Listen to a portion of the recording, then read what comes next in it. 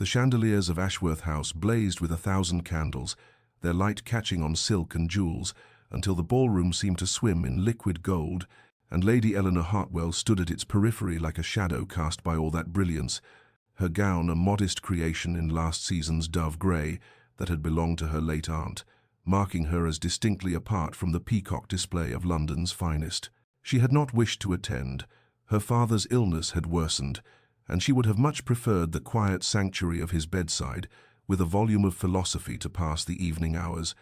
But her mother had insisted with that particular desperation of those who fear their daughter's prospects diminishing with each passing season. Eleanor's fingers worried at the spine of a small book she'd tucked into her reticule,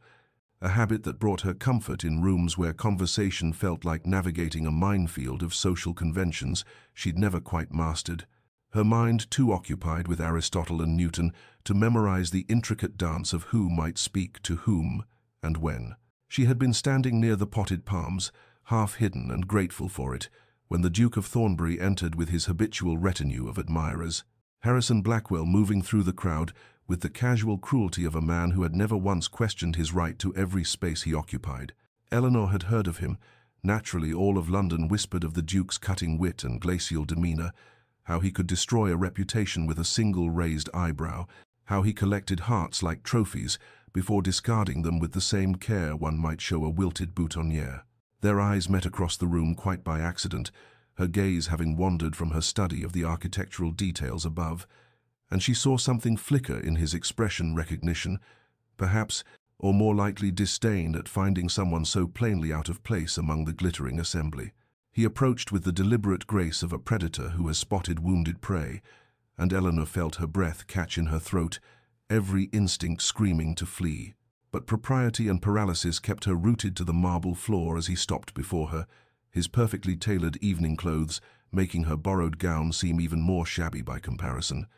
"Lady Eleanor Hartwell," he said, his voice carrying just far enough that nearby conversations began to hush, heads turning toward the spectacle about to unfold.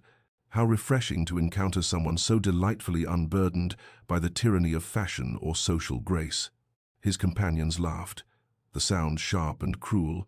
and Eleanor felt heat rise to her cheeks as she understood she had become the evening's entertainment. "Tell me," he continued, his eyes cold as winter stone, "do you always attend society events dressed as though you've wandered from a dusty library, or is this a deliberate attempt to remind us all that intellect and elegance need never coexist? I confess, I've never seen someone clutch a book at a ball as though it might shield them from the horror of human interaction,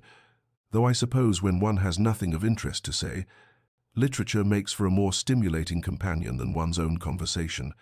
The ballroom had gone utterly silent now, every eye fixed upon her humiliation, and Eleanor felt something break inside her chest, felt tears burning hot behind her eyes, as his words, each one precisely calibrated to wound, confirmed every fear she'd ever harbored about herself, every anxious thought that whispered she did not belong, would never belong, was fundamentally unsuited for this glittering world that seemed to run on rules written in a language she'd never learned to speak. She tried to form a response, her lips parting on words that wouldn't come, and the Duke smiled a terrible, triumphant expression before turning away as though she'd already ceased to exist, his dismissal more devastating than his mockery. Eleanor fled then, her grey skirts clutched in trembling hands as she pushed through the crowd toward the entrance hall, their whispers following her like hunting dogs, and she did not stop running until she reached her carriage, collapsing against its seat as sobs tore from her throat. The book still clutched against her heart, as though its pages might contain some answer to the question of why cruelty came so easily to beautiful people in beautiful rooms filled with beautiful, terrible light. But before our lover's fate is revealed, subscribe so you never miss a chapter of romance and scandal, and tell us in the comments, where are you watching from? Now, let's begin. The morning after the Ashworth ball arrived grey and cold, matching the desolation that had settled into Eleanor's heart, as she lay in her bed, refusing to rise, her eyes swollen from hours of weeping. Her mother's anxious knocking at the door met only with silence, as Lady Hartwell begged her daughter to receive callers, to show her face, to not let the Duke's cruelty define her future. But Eleanor could not bear the thought of facing anyone, could not endure the pitying glances or worse, the knowing smirks of those who had witnessed her humiliation and would dine out on the story for weeks to come, recounting how the Duke of Thornbury had so thoroughly destroyed that peculiar Hartwell girl who thought books could substitute for beauty or charm. The calling cards piled up in the entrance hall, some genuinely concerned, others merely curious, but Eleanor refused them all, spending her days at her father's bedside where at least her presence served some purpose, reading to him from his favorite volumes, while his breathing grew increasingly labored, his pale hand occasionally squeezing hers as though he understood her pain, even through the fog of his illness. The Duke's words played endlessly in her mind like a horrible symphony she could not silence, each phrase a carefully placed blade that had found its mark with devastating precision, confirming every private fear she'd harbored about her own inadequacy, her fundamental unsuitability for the glittering world into which she'd been born but never truly belonged. She made her decision on the third morning. She would leave London entirely once her father's condition stabilized or reached its inevitable conclusion. She would retreat to their small country estate and live out her days among books and solitude, sparing herself and her family any further mortification. Meanwhile, across London in his magnificent Mayfair residence, Harrison Blackwell sat in his study nursing his second brandy of the morning, trying to recapture the satisfaction he usually felt after delivering a particularly cutting insult, but finding only a strange hollowness that refused to dissipate no matter how much he drank. His sister Charlotte had arrived an hour after he'd returned from the ball, her face flushed with fury as she'd confronted him with a catalogue of Eleanor Hartwell's virtues, how she spent 3 mornings a week teaching reading to children in the East End, how she'd nearly bankrupted herself paying for physicians to attend families who couldn't afford care, how she nursed her dying father with unwavering devotion while maintaining a brilliant correspondence with some of the greatest philosophical minds in Europe,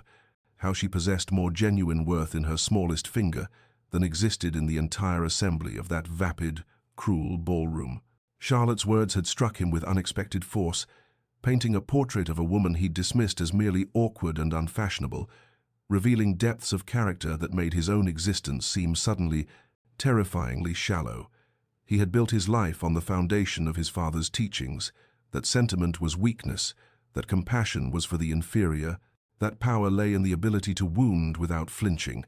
and he had excelled at this curriculum, becoming exactly the sort of man the old Duke demanded, cold, untouchable, feared. But as Charlotte's accusations hung in the air between them, Harrison felt something crack in the armor he'd so carefully constructed, felt the first unwelcome stirring of what might have been shame, and the sensation was so unfamiliar, so deeply uncomfortable, that he poured another brandy to drown it, even as he knew with sinking certainty that no amount of alcohol would wash away the image of Eleanor's face as she'd fled the ballroom, carrying his cruelty like a wound that would never fully heal. 3 nights after the Ashworth ball, Eleanor's maid Martha came to her chamber with an expression of such bewildered concern that Eleanor immediately feared news of her father's decline, but the elderly woman's words proved far stranger than any medical bulletin could have been. "My lady, the Duke of Thornbury is standing outside our townhouse, and has been there since midnight according to the night watchman, just standing in the rain without moving, without knocking, without any apparent purpose, save to remain beneath your window like some sort of Gothic spectre." Eleanor's first reaction was disbelief, then anger, that he would dare approach her home after what he had done, but when she moved to her window and drew back the curtain just enough to peer into the gaslit street below, she saw him there exactly as Martha had described, a tall, dark figure in evening clothes now soaked through by the steady drizzle, his face turned up toward her window, though she could not discern his expression from this distance, his posture suggesting neither expectation nor demand, but something closer to penitential suffering. She watched him for nearly an hour, her confusion mounting with each minute that passed without change, waiting for him to knock or call out or do something that would make sense of his presence. But he remained motionless as a statue save for the occasional movement of rain-slicked hair across his forehead, and when dawn began to grey the sky, he finally turned and walked away, his footsteps echoing on the wet cobblestones until the morning traffic swallowed the sound. Eleanor told herself she would not look the following night,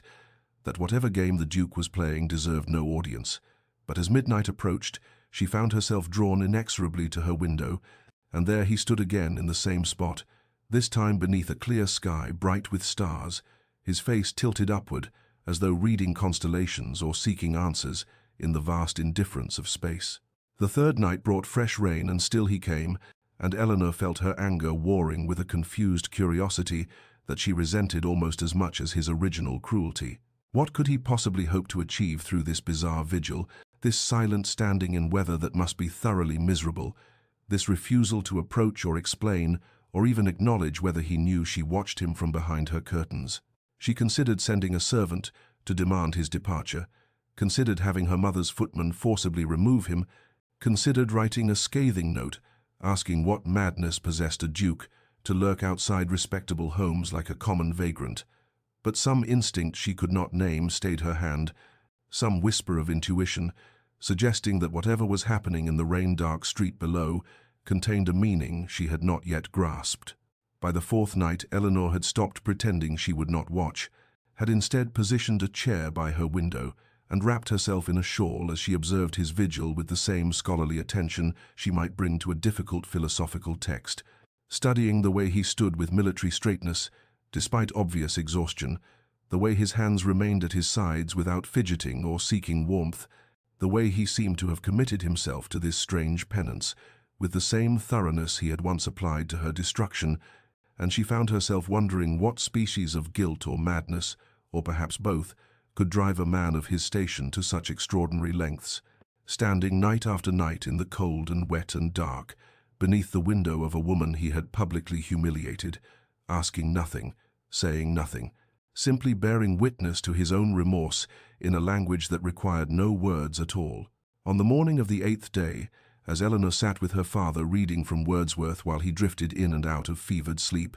Martha brought a letter on a silver tray, her expression suggesting she knew the sender, though the seal, a simple black wax bearing no family crest, offered no obvious identification, and Eleanor's hands trembled slightly as she broke it open to reveal handwriting that was unexpectedly careful and deliberate, each letter formed with the precision of someone accustomed to commanding importance through mere signatures, but now laboring to communicate something far more difficult than orders or social correspondence. The letter began without preamble or flowery greeting, Harrison's words cutting straight to a confession that made Eleanor's breath catch in her throat. He had spent 7 nights standing beneath her window, not because he expected forgiveness or even acknowledgement, but because he needed her to understand that his cruelty at the Ashworth ball had not been random or thoughtless, but rather a deliberate attack on qualities he had been systematically trained to despise: authenticity in a world of artifice, intelligence in a society that prized beautiful emptiness, compassion in circles where sentiment was weakness to be exploited. He wrote that seeing her at that ball, so genuine in her discomfort, so honestly herself despite the social cost, had terrified him in ways he was only beginning to comprehend. For she represented everything his father had beaten out of him during a childhood,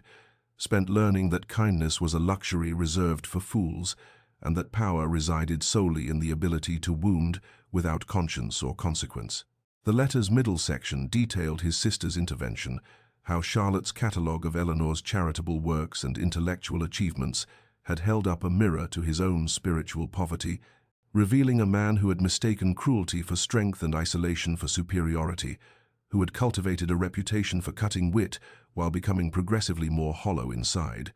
who had surrounded himself with sycophants and shallow beauties while genuine worth like Eleanor's moved through the world, unrecognized by those too blind or too corrupt to see it. Harrison's handwriting grew less controlled in these passages, as though emotion was breaking through practiced reserve, and he confessed that his humiliation of her had been an attempt to destroy what he could not possess. The peace that came from living honestly, the freedom that accompanied self-acceptance, the quiet dignity of a life devoted to meaning rather than appearance.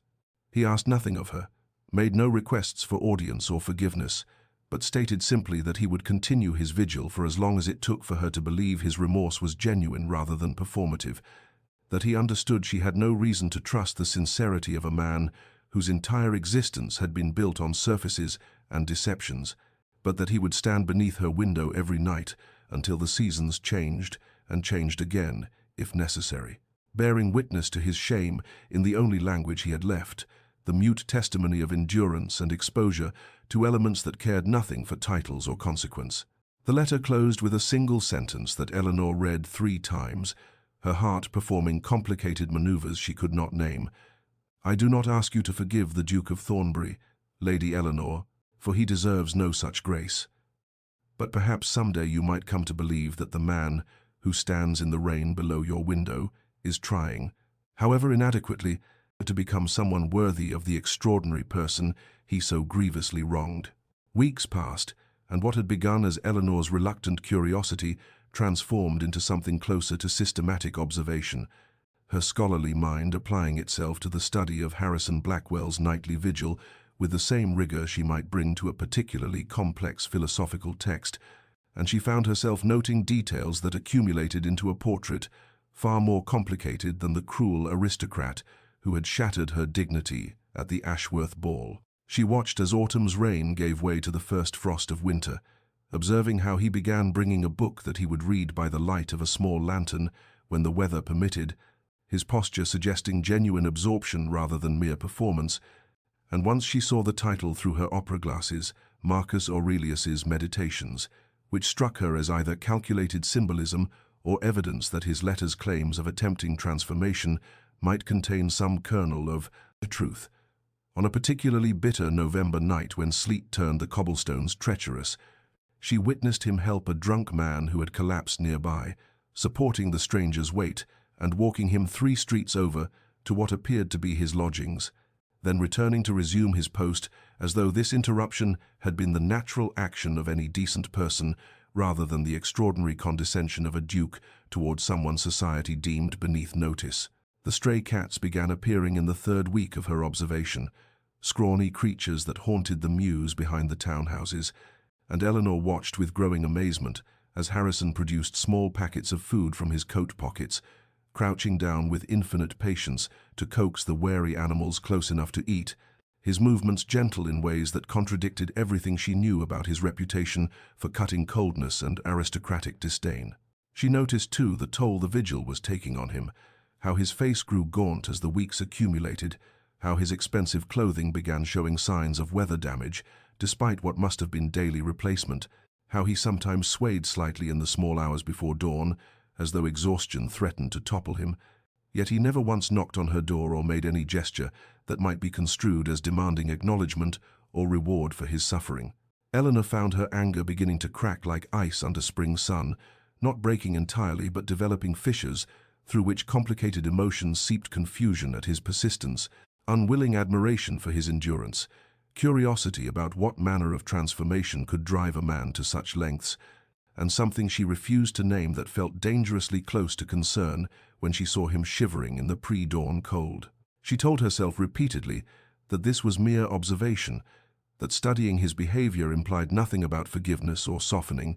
that she was simply trying to understand the psychological mechanism behind his public penance. But in her most honest moments, usually around 3 in the morning, when sleep eluded her and she sat wrapped in blankets by her window, she admitted that she had begun waiting for him, that the sight of his solitary figure had become woven into the fabric of her nights, and that his absence on the single evening he failed to appear, due to what she later learned was his sister's wedding, had left her with an unsettled feeling she could not quite categorize as either relief or disappointment,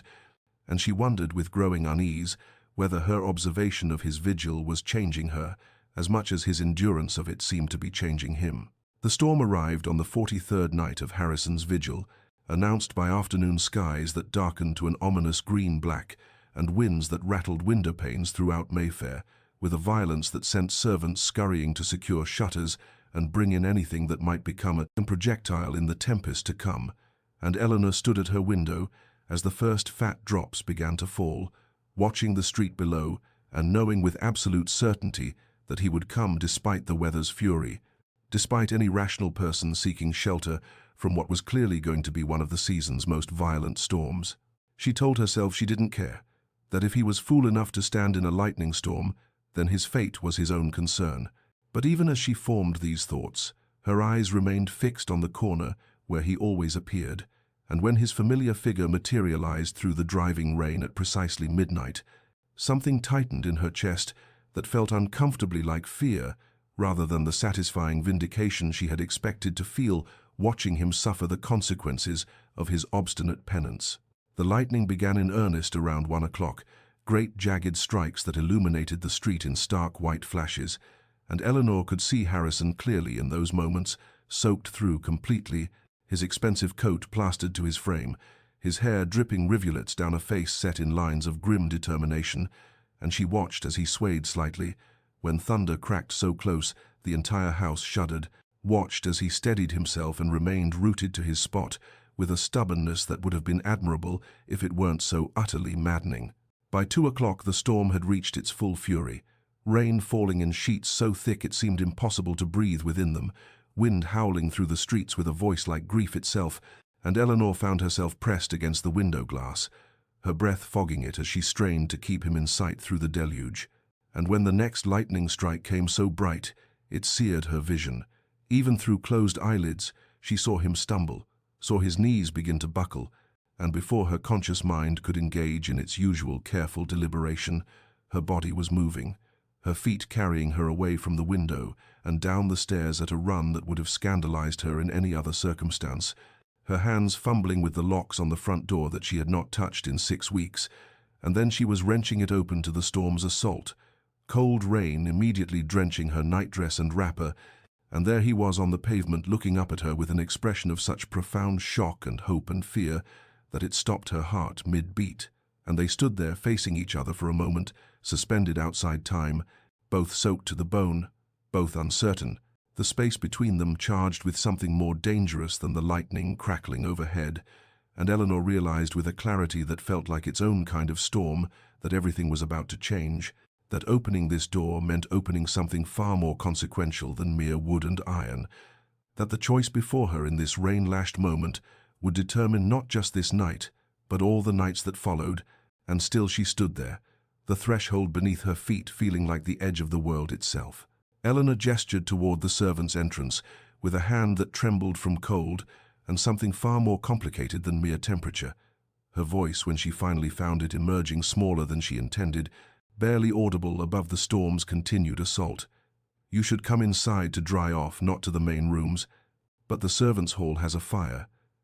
And she watched as understanding flickered across his face, recognition that this was not forgiveness or even friendship, but simply the basic humanity. One human being might offer another who was in danger of freezing to death on their doorstep, and he nodded once, sharply, before following her around the side of the house, to the modest entrance where scullery maids and footmen came and went, and the warmth of the kitchen hit them both like a physical blow after the storm's bitter cold. They stood awkwardly in that utilitarian space, dripping onto flagstones worn smooth by generations of servants' feet, and Eleanor found a kettle already warm on the stove and poured tea with hands that shook so badly she nearly dropped the cups, and when she finally turned to face him properly in the lamplight, she was struck by how diminished he appeared. This man, whose cruel words had once held the power to destroy her, now looking like nothing so much as a penitent stripped of all armor, his expensive clothing ruined, and his face bearing an expression of such naked gratitude for this small mercy that something twisted painfully in her chest. They spoke stiffly at first, Eleanor's words emerging clipped and formal, "You might have been killed by lightning," which would have been foolish beyond measure, and Harrison's response equally careful, "I gave you my word that I would maintain the vigil, and I have never broken my word once given, regardless of circumstance." And then somehow, perhaps because the storm had stripped away pretense, or perhaps because standing in a servant's kitchen at 3 in the morning created a strange intimacy that formal parlors could never achieve, their conversation deepened into territories neither had intended to traverse. Harrison spoke haltingly about his father, about how the old Duke had systematically beaten any softness from him, starting when he was barely old enough to walk, about being locked in cellars for crying, about learning that kindness was weakness and compassion was contemptible, about building walls so high and thick that eventually he forgot there had ever been anything inside them worth protecting, and Eleanor listened with growing horror as he described a childhood that made her own lonely bookishness seem like paradise by comparison. But she refused to let pity soften her entirely, refused to allow his suffering to erase hers. And when he fell silent, she spoke her own truth with a rawness that surprised them both. She told him how his words at the ball had confirmed every terrible thing she believed about herself, Every fear that her intelligence made her unlovable, that her awkwardness marked her as unworthy, that her preference for books over balls meant she would never belong anywhere or to anyone. And she watched his face crumple with genuine anguish as she detailed the precise architecture of the pain he had inflicted, how she had replayed his mockery in her mind until it became the soundtrack of her self-loathing. And the honesty between them felt like surgery without anesthetic, necessary and agonizing and somehow oddly purifying, as though the very act of speaking these truths aloud in this humble kitchen began the slow process of lancing wounds that had festered too long in silence. And when Eleanor finally met his eyes across the scarred wooden table, she saw tears streaming down his face, mixing with the rainwater still dripping from his hair.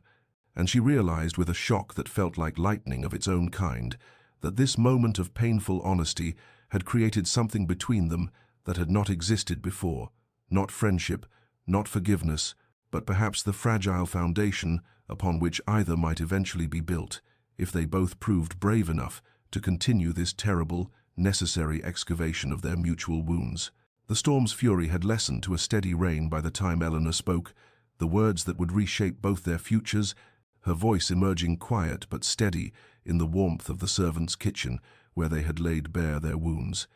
If you truly wish to change, if your vigil represents genuine desire for transformation rather than mere performance of contrition, then I propose an arrangement that will test the sincerity of both your remorse and your resolve. And she watched Harrison's face shift from exhaustion to sudden alertness, his red-rimmed eyes focusing on her with an intensity that might have unsettled her if she hadn't already committed to this unexpected path. She explained her proposal carefully, each word chosen with the precision she normally reserved for her scholarly correspondence. He would continue his nightly vigil as proof of his commitment, but once each week he would be permitted entry to her father's library, where she would undertake his education in the things she knew: literature, philosophy, the genuine human connection that came from engaging with ideas larger than oneself, and the empathy that grew from understanding perspectives beyond one's own narrow experience. And in exchange, he would approach these lessons with complete honesty, reading what she assigned, discussing what moved or troubled or confused him, allowing her to see whether the capacity for change truly existed beneath the armor of cruelty he had worn for so long. Harrison's response came immediately, without the careful deliberation she had expected. "Yes, whatever terms you set, whatever conditions you require, I accept entirely and without reservation." And there was something almost desperate in his eagerness that gave Eleanor pause, made her wonder if perhaps she had miscalculated, if his need for redemption might prove as consuming and ultimately destructive as his previous need for cruel superiority. But she pushed the concern aside because at least this desperation aimed toward growth rather than diminishment, toward building rather than destroying. They settled the practical details with surprising efficiency, given the hour and their mutual exhaustion. Thursday evenings at 8 o'clock, he would arrive at the servants' entrance. They would spend 2 hours in her father's library, which her parent rarely used anymore due to his declining health. Harrison would read assigned materials throughout the week and come prepared to discuss them honestly, and under no circumstances would this arrangement be construed as courtship or reconciliation, but rather as a form of mutual education, she teaching him what compassion and genuine feeling looked like, while he taught her through his efforts. Whether true transformation was possible, or merely another pretty lie society told itself to avoid confronting the permanence of character. As Harrison prepared to leave, returning to the storm that had gentled but not ceased, Eleanor felt compelled to offer one final warning, her hand on the door that would release him back into the rain. "I want you to understand that I am not doing this because I forgive you, because I do not, and I may never, and if at any point I determine that you are performing rather than changing, if I sense that this is merely another manipulation or a game to salve your conscience without doing the actual work of transformation, I will end our arrangement immediately and without explanation." And she watched as he absorbed these harsh terms, watched as something that looked remarkably like relief rather than disappointment crossed his features, and he nodded once before stepping back into the night. And Eleanor stood in the doorway watching his figure disappear into the darkness, wondering what species of madness had possessed her to offer education to the man who had sought to destroy her, yet unable to deny the strange rightness of it, the sense that perhaps in teaching him, she might also learn something essential about the nature of change, about whether the human heart was as fixed and immutable as she had always believed, or whether it possessed some capacity for genuine metamorphosis that her books had hinted at, but her experience had never confirmed. And as she finally closed the door and made her way back through the sleeping house to her room,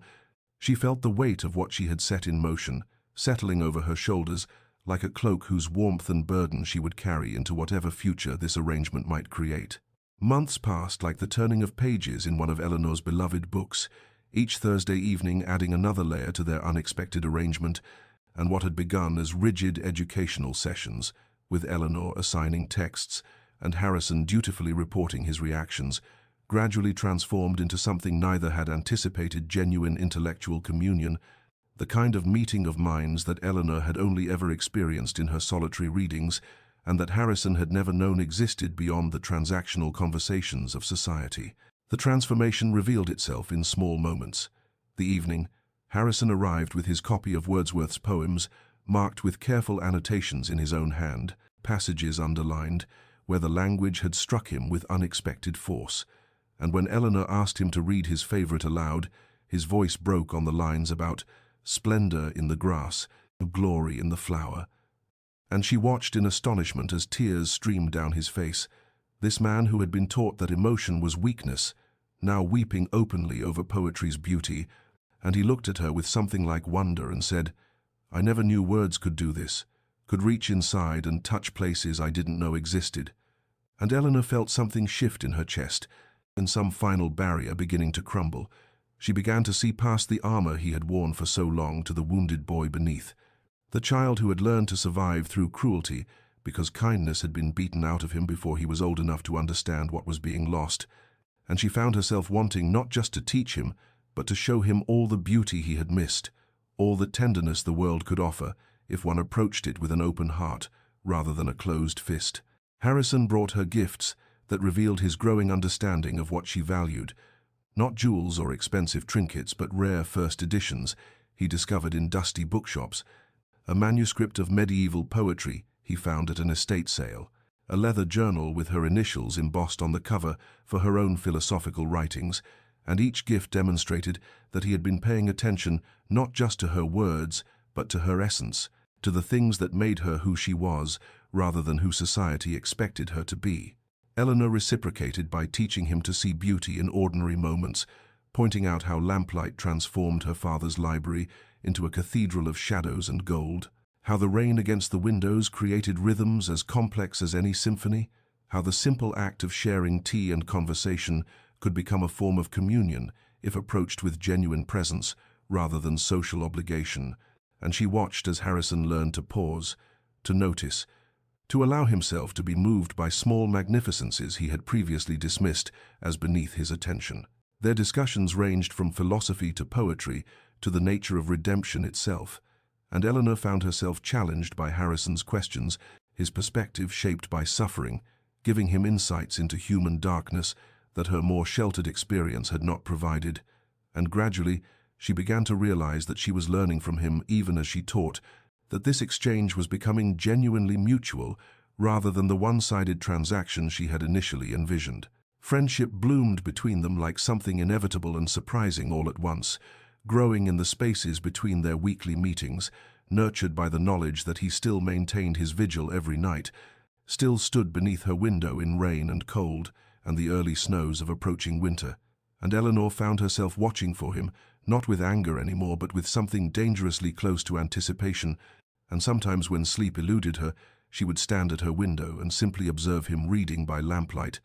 And in those quiet hours she began to understand that the man standing vigil and the man discussing Keats in her father's library were not separate beings, but facets of the same transformed soul, and the realization terrified her, even as it drew her inexorably forward into emotional territory she had sworn never to enter, had promised herself she would guard against, yet found herself helpless to resist as the months accumulated, and their connection deepened into something that could no longer be dismissed as mere educational arrangement or philosophical exercise, but had become something far more dangerous and infinitely more precious than either had intended when they began this strange journey together. The evening arrived, clothed in the particular stillness that sometimes descends upon London in deepest winter,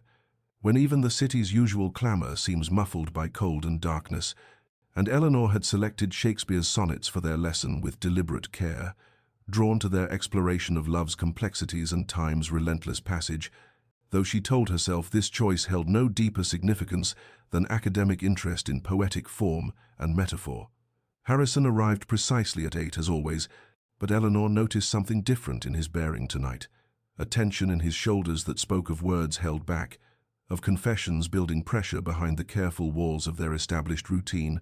and when he settled into his customary chair across from her in the lamp-lit sanctuary of her father's library, she saw his hands trembling slightly as he opened his leather-bound volume to the assigned sonnets. They began with Sonnet 116, reading aloud in turns, as was their practice, letting Shakespeare's language fill the space between them with its assertions about love's constancy and refusal to alter when alteration found, and when Eleanor read the lines about love being an ever-fixed mark that looked on tempests and was never shaken,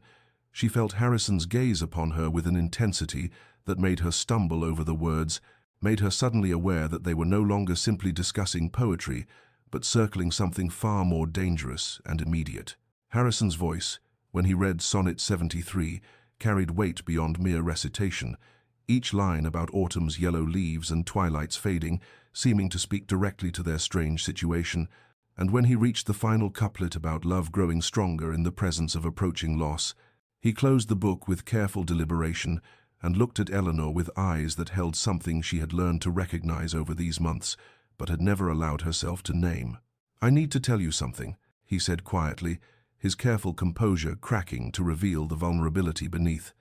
"About the vigil, about why I truly continue standing beneath your window every night, when by any reasonable measure I have already proven whatever commitment our arrangement required."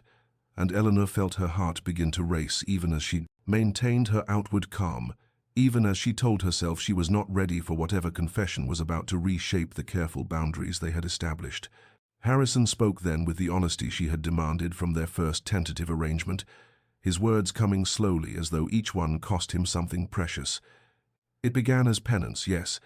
as punishment I believed I deserved, and proof of remorse I needed you to witness,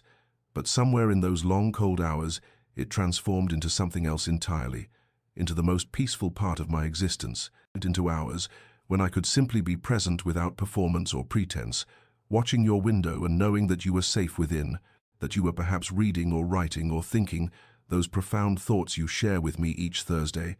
and I realized that those hours of vigil had become not my punishment, but my sanctuary, the only time I felt truly myself, truly at peace with who I was becoming, rather than haunted by who I had been."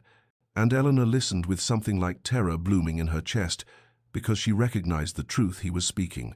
recognized it because she had felt the mirror image of it in her own experience. She found herself confessing before she could stop the words, before caution could silence honesty. "I began watching for you, not to monitor your suffering, but because your presence became a strange comfort, because knowing you were there made me feel less alone in my own vigil of healing and transformation, and sometimes I would wake in the night and go to the window just to see you reading by lamplight, just to observe this man who had hurt me so deeply, now standing guard over my peace with such patient devotion, and I did not know what to do with these feelings, did not know how to reconcile the anger I believed I should maintain with the tenderness I found growing, despite my best efforts to prevent it." And as the words left her lips, she saw Harrison's expression shift from careful and hope to something like wonder, and in that moment they both understood that their arrangement had become something far beyond educational exercise or penance, and had transformed into a connection neither had intended, but both had been helpless to prevent, and the air between them seemed to shimmer with all the words still unspoken, all the feelings acknowledged but not yet named, and Eleanor knew with absolute certainty that they stood balanced on the edge of something that would either destroy them both or transform them into something neither could have imagined when this strange dance first began beneath her window on that rain-soaked night months ago. The following weeks brought complications that descended upon their fragile understanding, like frost creeping across glass, beautiful in its patterns but capable of shattering everything beneath, For London society had begun to notice what Eleanor and Harrison had been too absorbed in their own transformation to properly conceal the Duke of Thornbury's regular Thursday visits to the Hartwell residence and his nightly vigil that servants whispered about in kitchens and marketplaces, the subtle but unmistakable signs of a connection that defied the social rules governing proper courtship between members of the ton. The rumors spread through drawing rooms and parlors with the inexorable momentum of wildfire, each retelling adding embellishments and speculation until the truth became almost unrecognizable beneath layers of gossip. Some said the Duke had gone mad with guilt and now stalked Lady Eleanor like a penitent ghost. Others whispered that she had ensnared him with her bookish witchcraft. Still others suggested something far more scandalous was occurring during those supposedly educational sessions in her father's library, and Eleanor felt the weight of scrutiny pressing down upon her with suffocating force just when she had finally begun to imagine a future beyond her humiliation. Her mother, Lady Margaret Hartwell, who had remained largely absent during Eleanor's initial retreat from society, now descended upon her daughter with the full force of maternal concern mixed with social calculation, cornering Eleanor in the morning room one grey afternoon and demanding answers with a directness that left no room for evasion. "You must either accept the Duke's suit publicly or reject him entirely and end this spectacle that has half of London gossiping about our family, because this strange arrangement you have maintained cannot continue without destroying what remains of your reputation and any hope you might have of eventually securing a suitable marriage." And Eleanor felt anger flare hot in her chest at the implication that her worth depended entirely upon securing any marriage at all, yet she understood her mother's concern even as she resented the pressure it represented. Harrison faced similar demands from his own family, his younger sister Margaret writing frantic letters, warning him that their father had heard of his obsession with that Hartwell girl and was threatening to travel to London to end the embarrassment personally, while his mother sent carefully worded notes suggesting that if Harrison intended to court someone, he might consider the Pemberton daughter, or perhaps young Lady Catherine, whose family connections and fortune would strengthen the Blackwell legacy rather than complicate it with this peculiar attachment to a woman he had publicly humiliated months earlier. The pressure mounted from all sides like walls closing in, each social engagement Eleanor attended, bringing pointed questions disguised as innocent curiosity. Each gathering Harrison navigated, featuring strategic introductions to eligible young women, whose parents saw an opportunity in the Duke's apparent vulnerability, and both found themselves caught between the genuine connection they had built in the privacy of her father's library and the harsh demands of the society. They had never quite managed to escape despite their best efforts to exist, apart from its judgments. Eleanor lay awake nights wrestling with impossible questions. What did she truly want from Harrison beyond their intellectual communion and the strange comfort of his vigil? Could she risk her heart again after the devastation of his initial cruelty? Did she possess the courage to face society's censure if she chose to pursue whatever was growing between them? And perhaps most terrifying of all, what if the connection that seemed so profound in lamplight and poetry dissolved when exposed to the harsh scrutiny of daylight and social expectation? Harrison felt the weight of expectation differently but no less acutely, knowing that his family's demands carried the implicit threat of disinheritance and social ostracism if he continued down this path, yet finding himself unable to imagine returning to the empty performance of his former life, unable to abandon the nightly vigil that had become his anchor, or the Thursday evenings that had taught him what it meant to truly know another human soul, and he understood with growing clarity that he stood at a crossroads that would define not just his immediate future, but the entire trajectory of the man he was still struggling to become. The old Duke of Thornbury arrived in London on a Tuesday morning like a winter storm descending upon the city, bringing with him the full weight of aristocratic authority and paternal fury that Harrison had spent months attempting to escape through his transformation. And Eleanor learned of his presence not from Harrison, but from her own father, whose face had gone ashen after receiving an unexpected visit from the elder Blackwell at his office in the city, a visit that carried threats wrapped in the polite language of business concerns, but unmistakable in their intent to destroy the Hartwell family's modest commercial interests, if Eleanor did not immediately cease whatever hold she had and established over the younger Duke. Harrison appeared at Eleanor's door that evening, not for their scheduled Thursday meeting but in obvious distress, his careful composure shattered by the confrontation he had endured with his father in the drawing room of the Thornbury London residence, where the old Duke had made his position brutally clear. End this embarrassment with the Hartwell girl, court someone appropriate to the family name, or be cut off entirely from the inheritance and position that had been prepared for him since birth. Stripped of everything except the title itself, which could not be legally removed, but rendered meaningless without the wealth and influence that gave it power. Eleanor received him in the library where they had shared so many transformative evenings, but tonight the familiar space felt charged with a different energy, heavy with the weight of impossible choices and consequences that extended far beyond just the two of them, touching her father's livelihood and Harrison's entire future, and she saw in his eyes the agony of a man being torn between two versions of himself: the dutiful son, shaped by generations of Blackwell expectation, and the authentic person he had been struggling so desperately to become through their months of connection and growth. Harrison spoke with a rawness that stripped away all pretense. "He has threatened your father's business, Eleanor. He threatened to use every connection and influence the Blackwell name commands to ensure that no one in London will trade with him, that every contract will dissolve and every partnership will crumble, and he will do it not because he cares about propriety or family honor, but because he cannot bear that I have chosen something for myself rather than accepting what he has decreed, because my transformation represents a rejection of everything he tried to beat into me as a child. Every lesson about power and cruelty and emotional detachment that he insisted would make me strong." And Eleanor felt her heart break, not just for herself, but for this man who had worked so hard to become better than his upbringing,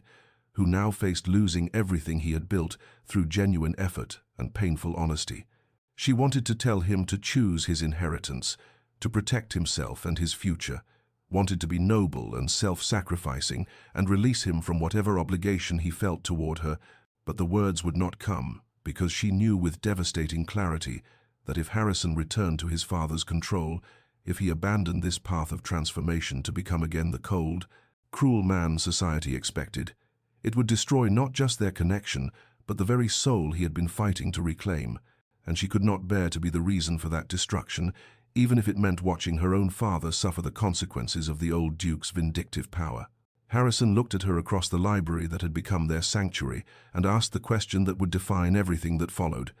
"What would you have me choose, Eleanor? Because I find I cannot make this decision alone, cannot weigh my inheritance against everything you have taught me about authenticity and courage and living according to conscience rather than convenience, and I need you to tell me honestly whether you believe what we have built together is worth the cost it will demand from both our families." And Eleanor understood that he was not asking her to make the choice for him, but rather inviting her to witness the choice he had already made in his heart,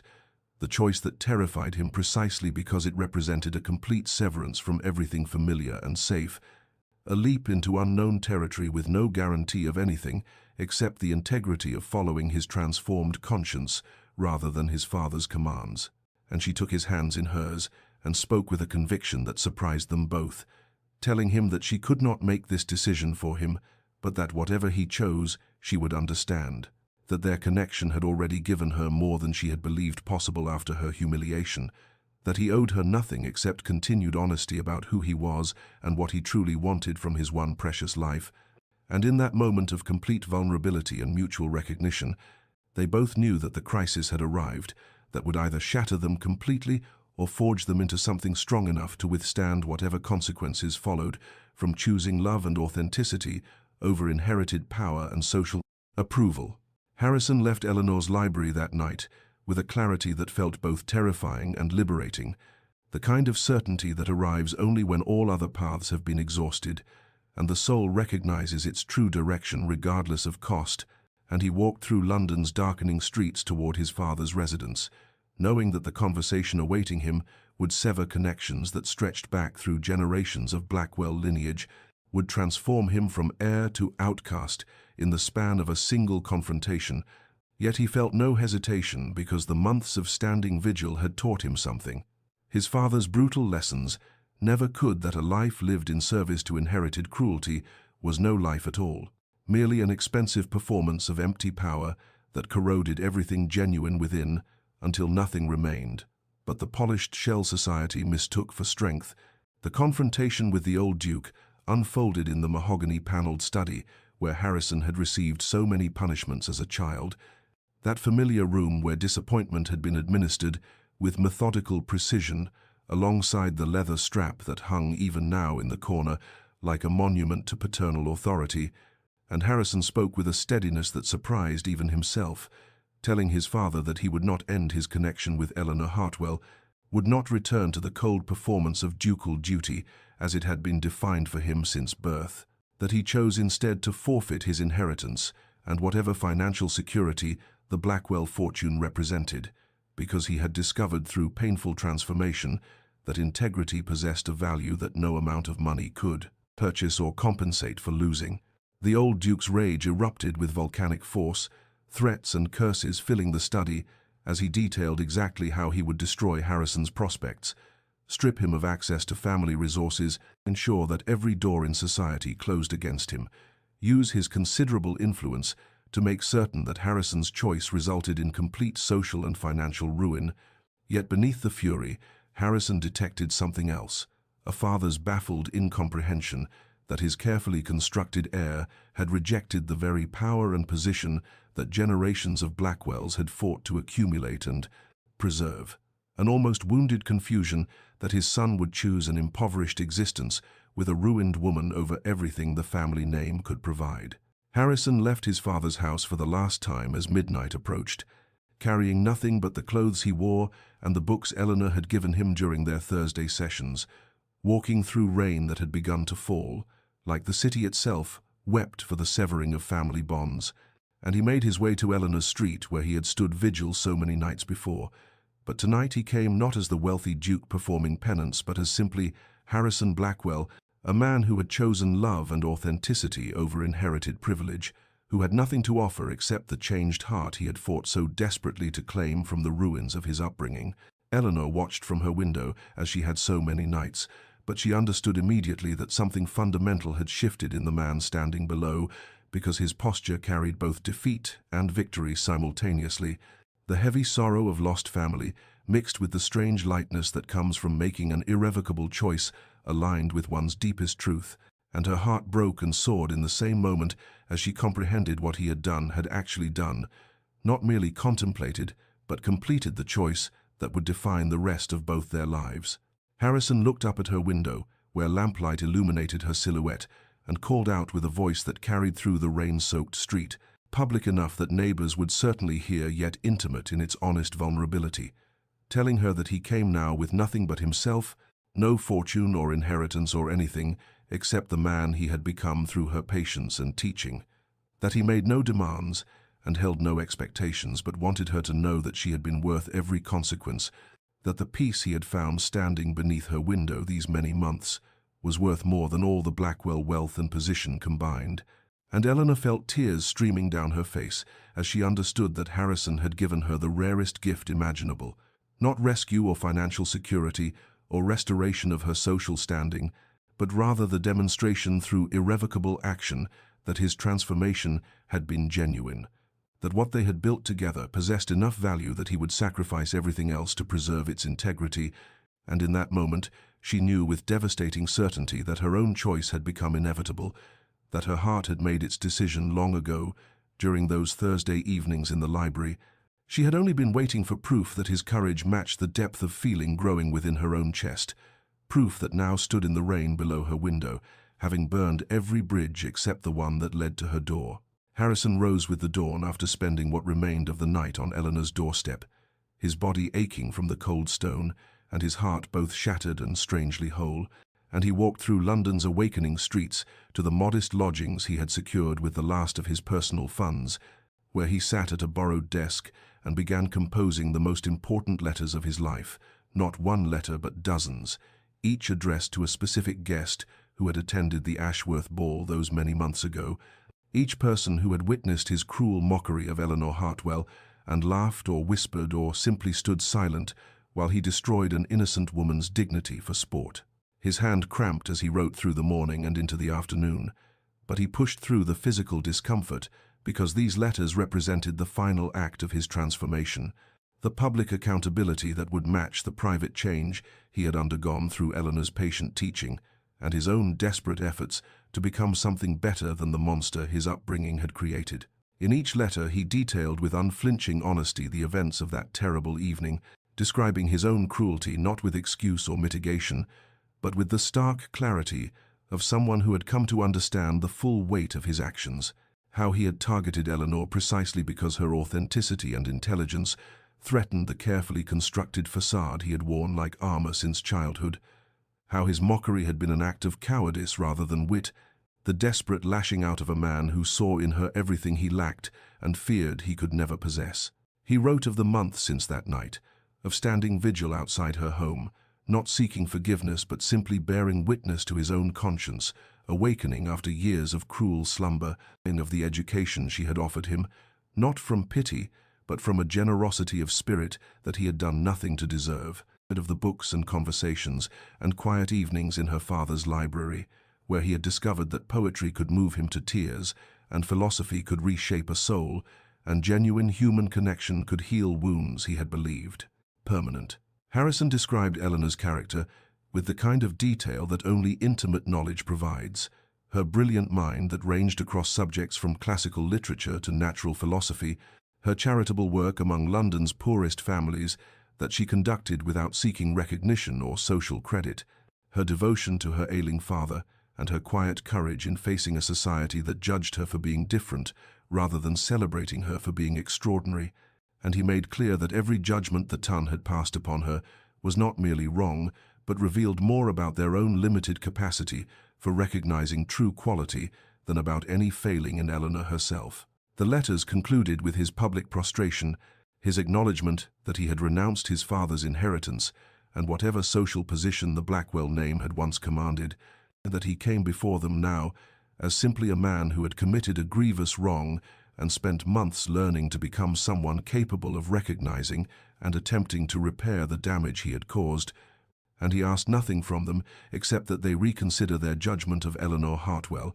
that they understand her reputation had been destroyed not through any fault of her own, but through his calculated cruelty, and if they possessed any justice or compassion, they would restore to her the social standing that he had stolen through his mockery. Harrison sealed the letters as evening fell and personally delivered them to every address,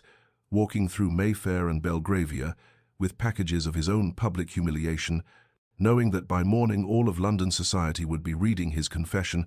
that whatever remained of his reputation would be utterly destroyed in exchange for the possibility, not the certainty, but merely the chance that Eleanor's might be partially restored, and he accepted this exchange as both justice and gift, the symmetry of his own social death, purchasing her potential resurrection, and when the final letter had been delivered, he returned to Eleanor's street, where he took up his familiar position beneath her window, standing vigil now not just as penance but as prayer, hoping that she would understand what he had done and why, that she would recognize in this grand gesture the depth of feeling that had grown within him during their months of connection, the love that had transformed him from proud duke to humble supplicant, willing to sacrifice everything for the possibility of her happiness,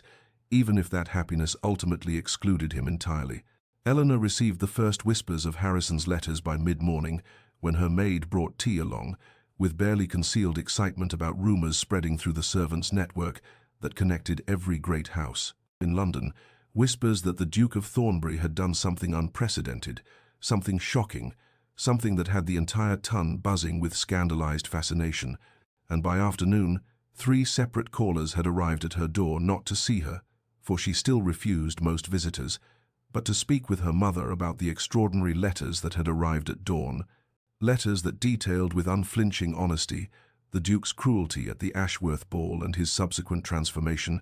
letters that praised Eleanor's character with such intimate knowledge and genuine admiration that it was clear he had come to know her not as society saw her, but as she truly was, beneath all their shallow judgments. Eleanor's mother brought her one of the letters obtained from Lady Pemberton, who had been so moved by its contents that she insisted Eleanor's family see what Harrison had written, and Eleanor read with trembling hands the public confession of his cruelty, the detailed accounting of his months of penance and education, the passionate defense of her character that he had sent to every witness of her original humiliation, and as she read, she understood with crystalline clarity what he had done, had taken the weapon of public opinion that he had once wielded against her and turned it upon himself instead, and had transformed his own social standing into currency and spent it entirely to purchase even the possibility of restoring hers, had made himself the object of scandal and gossip and judgment so that she might be reconsidered, re-evaluated, perhaps even welcomed back into the society that had so readily condemned her based on his mockery alone. She sat in her father's library as the afternoon light faded to evening, holding that letter and feeling something shift within her chest, some final barrier crumbling under the weight of what Harrison had sacrificed not to win her affection, for he had asked nothing of her in his letters to society, but simply because justice demanded it, because he had come to understand, through their months of connection, that the damage he had inflicted required public repair, that private transformation was not enough when the wound had been delivered in front of witnesses who had carried the poison of his words throughout London's drawing rooms and ballrooms. Eleanor recognized the terrible symmetry of his gesture,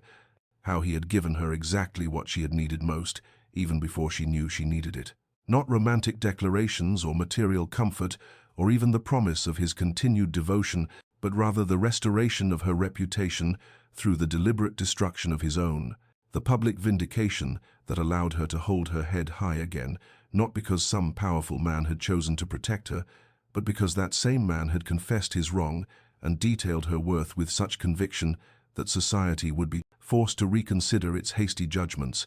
and in that recognition she felt her own choice crystallizing with the inevitability of water, finding its level, of seasons turning, of truth finally emerging after months of careful excavation. As midnight approached, Eleanor descended the stairs of her family's townhouse, her heart beating so loudly she was certain it echoed through the quiet halls,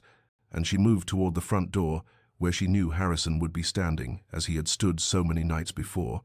But tonight, when she reached for the handle, she did not pause to watch from behind curtains or hesitate to preserve some dignity or protection. Instead, she simply opened the door for the first time since that terrible ball, opening it while he stood there rather than waiting for him to leave at dawn, and the expression that crossed his face when he saw her standing in the doorway. Surprise and hope and fear and love all mingled together in a vulnerability that made him look nothing like the cruel Duke who had mocked her months ago,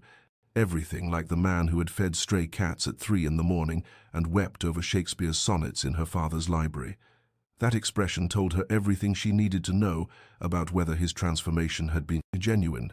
whether his sacrifice had been calculated manipulation or honest restitution, and she found herself speaking words she had not planned, telling him to come inside, not to the servant's entrance this time, but through the front door like the guest. He had earned the right to be through months of patience and painful growth, and finally, through the grand gesture of public prostration that had restored to her the one thing his cruelty had stolen her place in the world, her right to be seen accurately rather than through the distorting lens of his mockery. Harrison stepped across the threshold into Eleanor's home with the careful reverence of a pilgrim entering a sacred space, and she led him not to the formal drawing room where they had conducted their educational sessions, but to the smaller, more intimate sitting room where firelight cast dancing shadows across walls lined with her father's books, and they sat facing each other in the quiet hours after midnight, while London slept outside, and the world contracted to just the two of them, and the truths that had been gathering weight throughout their months of connection, waiting for this moment, when all pretense could finally be stripped away and honesty could flow between them like water finding its natural course. Eleanor spoke first, her voice trembling but clear as she told him that she had fallen in love somewhere between his 50th vigil and his 100th, that she could not pinpoint the exact moment when anger had transformed into fascination, and fascination into affection, and affection into something deeper and more terrifying than she had ever imagined possible, and she confessed that she loved not the Duke of Thornbury, who had mocked her at the Ashworth ball, not the powerful aristocrat who commanded society's respect through fear and position, but rather the man who stood in rain and snow reading poetry by lamplight, the man who wept over Shakespeare's sonnets and fed stray cats and helped drunk men find their way home in the darkest hours of night, The man who had learned to see beauty in ordinary moments because she had taught him how, and who had taught her in return that transformation was possible, even for those who seemed most thoroughly corrupted by pride and cruelty. Harrison listened with tears streaming down his face, and when she finished speaking, he reached for her hands with a gentleness that would have been unimaginable from the man he had been months ago. And he told her that he had loved her since the third night of his vigil, when he had watched from his post as she emerged from her house at dawn to give bread and coins to a street child who was crying from hunger, how that single act of unobserved kindness had cracked something open inside him that he had thought sealed permanently shut, how he had returned night after night, not just from guilt or penance, but because those hours standing beneath her window became the most peaceful moments of his entire life. The only time when the constant noise of his father's voice telling him he was worthless unless he dominated others, the perpetual anxiety of maintaining his cruel facade, the exhausting performance of being the Duke society expected, all of it fell away, and he could simply exist in the presence of someone genuinely good, someone whose worth did not depend on crushing others to elevate herself, someone who showed him through her very existence that there was another way to move through the world. They talked through the night as the fire burned low and then died to embers, sharing stories from their childhoods and confessing fears they had never spoken aloud. And Eleanor told him about the years of feeling like she did not fit anywhere, how her love of books and learning had made her strange in a society that valued only beauty and wit and proper comportment, how his mockery at the ball had confirmed every terrible thing she had ever believed about herself, that she was too much and not enough simultaneously, that her authentic self was something to be hidden rather than celebrated, that she would never find someone who could love her not despite her differences, but because of them. Harrison shared memories he had buried so deeply, he had almost convinced himself they were not real, how his father had beaten him whenever he showed softness or compassion, how he had learned to hide every tender impulse behind layers of cruelty and arrogance, how the man he had become was not his true self, but rather a survival mechanism that had gradually consumed the frightened boy who once cried over injured birds and dreamed of being kind.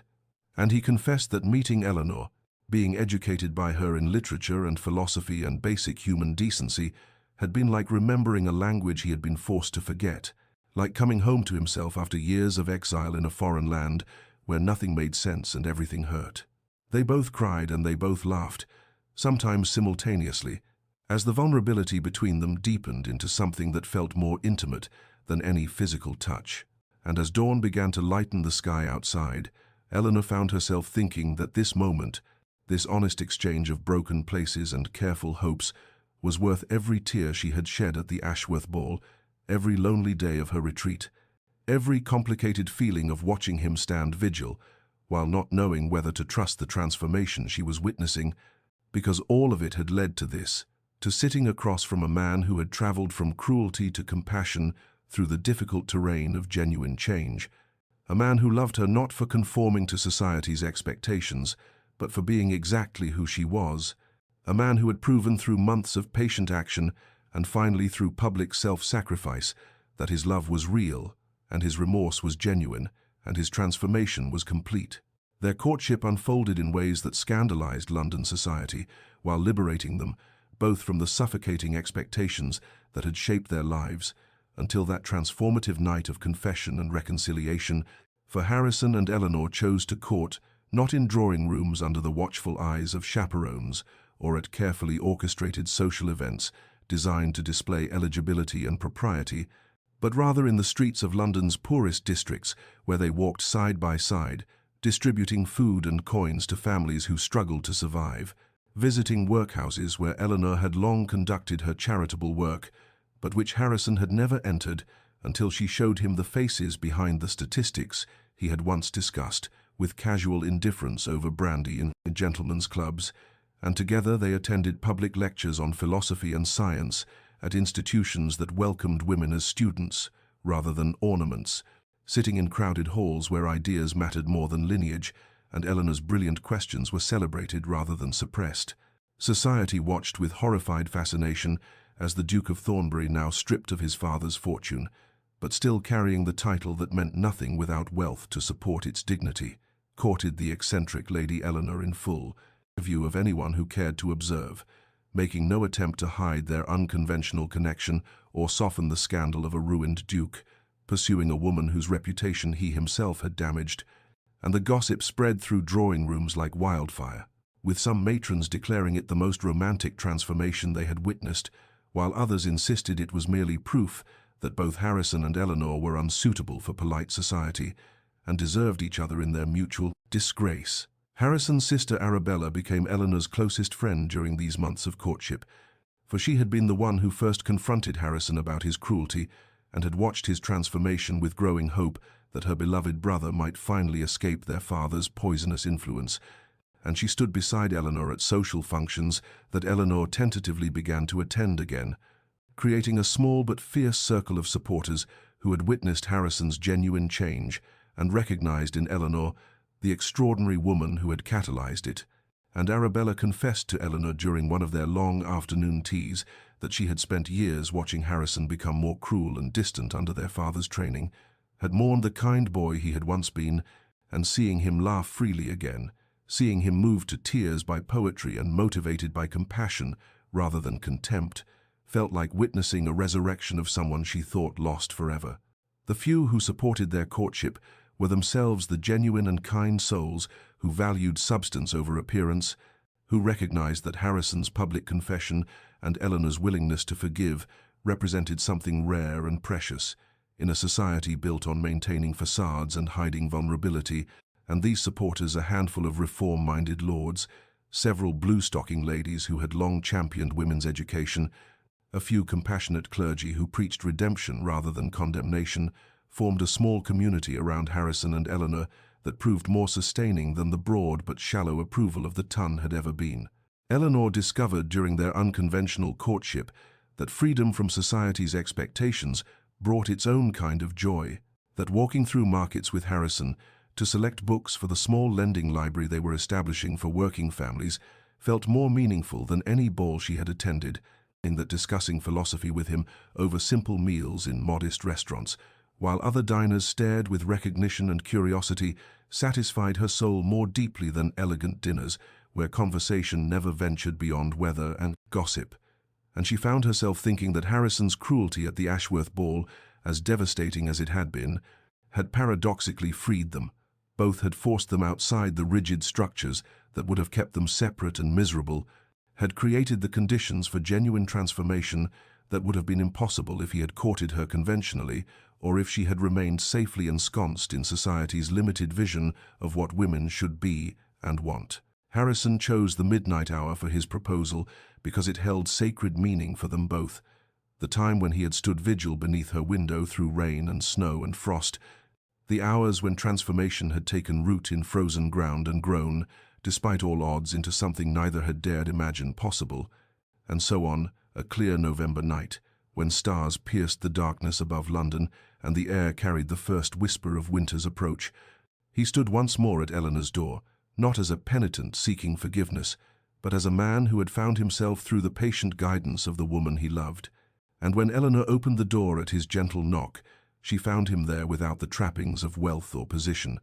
without the armor of arrogance that had once defined him, just Harrison in simple clothes with eyes that held both vulnerability and certainty.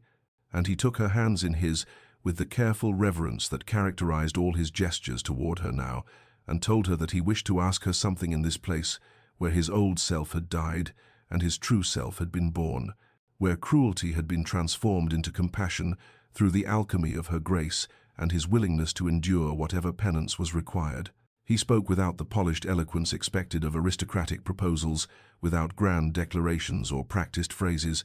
but rather with the halting honesty of a man offering his genuine heart, and he told her that he had nothing to give her in material terms, no grand estates or family jewels or social position that could elevate her standing, for his father had made good on his threats, and Harrison possessed now only his title without the fortune that had sustained it for generations. But he offered her instead something he believed far more valuable, a heart that had learned to love authentically rather than possess strategically, a mind that had been open to beauty and compassion through her patient teaching, a soul that had been remade in the image of the values she embodied, and a commitment to spend every remaining day of his life standing beside her. not in the metaphorical sense of marriage vows, but in the literal sense of partnership, supporting her work and sharing her dreams and building together a life that mattered beyond the shallow concerns of society. Eleanor listened with tears gathering in her eyes as Harrison knelt on the same stones where he had stood through countless vigils, and he asked her formally and simply if she would consent to be his wife, to accept this changed man with all his remaining flaws and continuing growth, to trust that the transformation she had witnessed was permanent and true, to believe that he would spend their years together proving himself worthy of the extraordinary gift of her love. And before he finished speaking, Eleanor was pulling him to his feet and saying yes, through tears and laughter simultaneously, telling him that he misunderstood what he was offering because what he described authenticity and growth, genuine love, was not nothing but rather everything she had ever wanted, more valuable than all the estates and jewels in England, more precious than the approval of a society that had never understood her anyway. They stood together in the midnight hour outside her door with London sleeping around them and the stars bearing witness above, and Harrison slipped onto her finger a simple ring he had commissioned with the last of his personal funds, a band of gold engraved with words from one of the sonnets they had read together during their educational sessions, and Eleanor looked at this ring that represented sacrifice rather than excess, meaning rather than display, and she thought that it was perfect, precisely because it symbolized who they had become to each other, two people who had found in their shared brokenness the possibility of wholeness, who had discovered that love built on genuine transformation and mutual growth was stronger than anything constructed on the unstable foundation of social expectation or material wealth. They sealed their engagement, not with a chaste kiss appropriate for public view, but with an embrace that held all the passion and tenderness and relief of two souls who had found each other against impossible odds,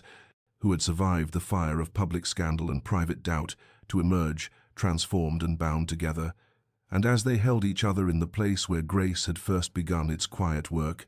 Eleanor whispered that she loved him not despite the man he had been, but because of the courage it took to become someone new. And Harrison answered that she had saved his life in every way a person could be saved, and they both knew that this proposal, offered and accepted at midnight outside her door, was not an ending, but rather a beginning of the life they would build together, in defiance of every expectation and in celebration of every hard-won truth they had learned. Their wedding took place on a mild spring morning in a small chapel far from the grand cathedrals, where society marriages were typically celebrated, attended only by those whose love for Harrison and Eleanor transcended scandal and whose presence represented genuine affection rather than social obligation. Arabella stood as Eleanor's witness with tears of joy streaming down her face. A handful of reform-minded friends who had supported their unconventional courtship filled the simple pews, and Eleanor's father, though weakened by illness, walked his daughter down the short aisle with pride radiating from his worn features, and Harrison waited at the altar in clothes that were fine but not ostentatious, his face transformed by a smile of such unguarded happiness that even the skeptical clergyman found himself moved by the obvious depth of feeling between this unlikely pair. The ceremony itself was brief and meaningful, stripped of the elaborate pageantry that characterized aristocratic weddings,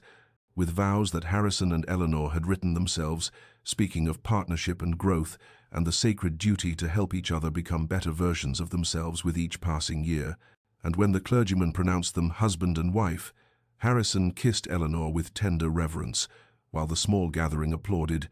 and she thought that this moment, in this humble chapel, with these few genuine souls as witnesses, was worth more than any grand wedding in Westminster Abbey, attended by hundreds who cared only for spectacle and status. The years that followed their wedding unfolded like chapters in a book neither had dared to imagine writing, as they established a life built not on the foundation of inherited wealth and social position, but rather on shared values and purposeful work that gave meaning to their days. They took Harrison's remaining resources and Eleanor's modest inheritance and combined them with funds raised from their small circle of supporters to establish schools in London's poorest districts, modest buildings where children who would otherwise have had no access to education could learn to read and write and calculate, could be exposed to literature and philosophy and science, regardless of their parents' ability to pay, and Eleanor taught there herself 3 days each week, while Harrison managed the practical aspects of running the institutions and fundraising for their expansion. And together they created something that would outlive them, both a legacy of opportunity extended to those whom society had deemed unworthy of investment. Harrison never stopped reading poetry, and their home gradually filled with books that represented not wealth displayed but wisdom actively pursued. Volumes that showed signs of being read and reread, pages marked with notes in Harrison's careful handwriting as he continued the education that Eleanor had begun during their weekly sessions in her father's library. And sometimes in the evenings he would read aloud to her while she worked on lesson plans for her students, his voice carrying the emotion of verses in ways that still moved them both to tears, and Eleanor would pause in her work to listen and marvel that this man who spoke Shakespeare's sonnets with such feeling was the same person who had once valued only cruelty and superiority. Eleanor never stopped teaching, finding in the work not merely occupation but vocation, a calling that satisfied the brilliant mind that society had tried to suppress and channeled her natural compassion into practical assistance for those who needed it most, and her students adored her for the patience and genuine interest she showed in their progress. And many would later speak of Lady Eleanor Blackwell as the person who changed the trajectory of their lives by believing they were capable of learning and achieving despite the circumstances of their birth. They were happy in ways that neither had known possible before their transformation, a happiness built not on the shallow pleasures of social triumph or material accumulation, but rather on the deep satisfaction of shared purpose and mutual growth. On quiet evenings discussing ideas that mattered, and mornings waking beside someone who knew them fully and loved them not, despite their flaws, but as complete human beings, and their friends remarked that Harrison and Eleanor seemed to grow more devoted with each passing year, rather than settling into the comfortable indifference that characterized so many long marriages. Sometimes, on quiet nights when London slept and stars emerged between the coal smoke that perpetually hung over the city, Harrison would step outside their modest home and stand for a few moments in the place that roughly corresponded to where he had kept his vigil years before, and Eleanor would watch from the window, as she once had, but now she would smile and wrap a shawl around her shoulders and join him outside, and he would take her hand and tell her that he stood there sometimes just to remember where Grace had found him, and to honor the place where his old self had frozen to death so his true self could be born. And Eleanor would rest her head against his shoulder and reply that she too needed to remember, to hold in her heart the knowledge that the worst moment of her life had become the doorway to the best, that humiliation had led to transformation, and that cruelty, when met with the possibility of redemption, could birth the most extraordinary love. Dear listener, as we close the chapter on Harrison and Eleanor's story, let us pause together to consider what their journey reveals about the nature of transformation and the surprising pathways that lead us from our darkest moments toward unexpected light. For theirs was not a tale of easy redemption or simple forgiveness, but rather a testament to the profound truth that our worst actions need not define us permanently if we possess the courage to stand in the cold rain of our consequences and endure whatever penance is required to become someone new. Harrison's cruelty at the Ashworth ball was real and devastating. His words cut deep and caused genuine harm, yet that moment of terrible weakness became paradoxically the catalyst for his becoming the man he was always meant to be, stripped of the false armor of arrogance and superiority that his upbringing had welded to his soul. And is this not true for so many of us, that our moments of greatest shame can become the doorways through which grace enters if we do not run from what we have done, but rather stand vigil with our regret until it transforms us? Eleanor's humiliation was complete and public. Her pain was witnessed by hundreds and whispered about by thousands,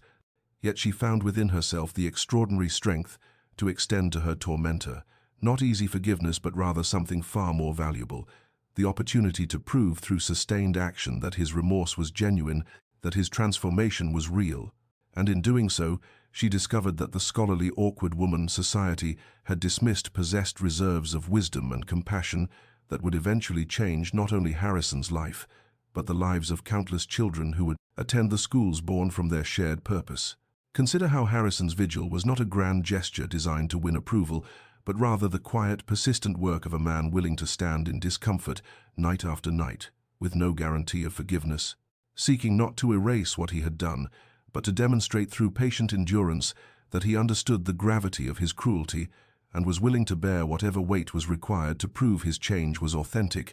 And is this not the nature of true transformation, in that it cannot be rushed or performed for an audience, but must be lived through in the lonely hours when no one is watching,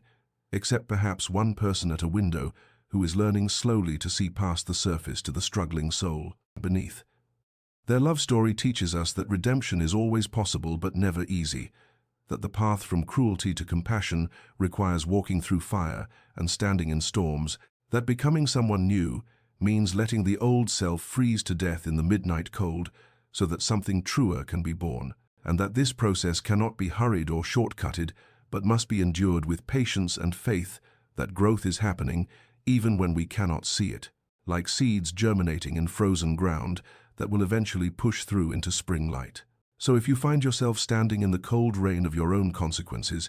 if you carry the weight of words spoken in anger or actions taken in ignorance, if you have caused harm and wish desperately that you could become someone different, know that transformation is within your reach, but it requires Harrison's courage to stand vigil with your regret, Eleanor's wisdom to extend opportunity for proven change rather than empty words, and the patience to understand that becoming new is the work of countless small moments accumulated over time until they build into a life you never imagined possible. May you find the strength to endure your own necessary vigils. May you discover companions willing to help you become better than you were. May you build lives of meaning and purpose from the ruins of your worst moments. And may you rest peacefully tonight, knowing that redemption is not granted, but earned through the patient, persistent work of standing in the rain until you are transformed. This story comes to you from Romantically Inclined, where we believe in the possibility of transformation and the power of love to heal even the deepest wounds. And if this tale has moved you, please consider sharing it with someone who needs to hear that their worst moment need not be their defining one, and may peace find you wherever you are on your own journey toward becoming.